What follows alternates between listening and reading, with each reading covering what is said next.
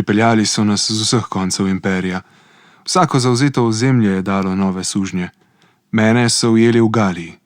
Iz rok so mi strgali ljubljeno ženo in na pot so me pospremili njeni obupani kriki. Ne vem, kam so jo odpeljali.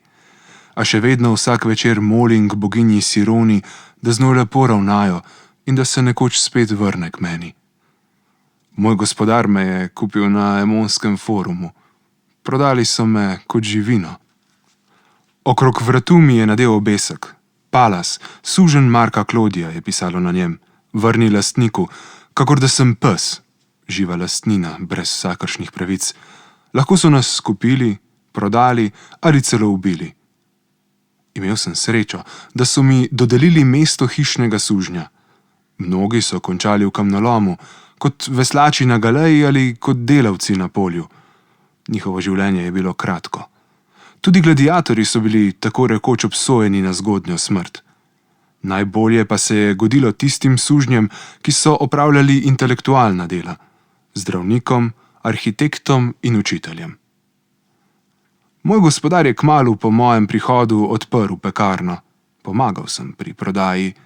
Seveda se je ves denar stekal v gospodarjevo blagajno, a tu in tam se je tudi v mojih rokah zableščal kakšen kovanec. Z vsakim sem bil bližje osvoboditvi. Po dobrih 20 letih garanja sem prihranil dovolj, da sem si kupil svobodo in odprl svojo pekarnico. Na obredu osvoboditve so mi pobrili lase in mi na glavo nadeli pokrivalo, pileus. Moj bivši gospodar je postal moj patron. Nadeti sem si moral njegovo ime, kateremu sem dodal svojega. Postal sem Mark Klodij Palas. Dobil sem državljanske pravice, celo volil sem lahko, nisem pa smel opravljati javnih političnih in verskih funkcij. Moja pekarnica je majhna in preprosta. Z gospodarjevo se seveda ne more meriti, a zame je neprecenljive vrednosti. Zanjo se lahko zahvalim Libertas, boginji svobode.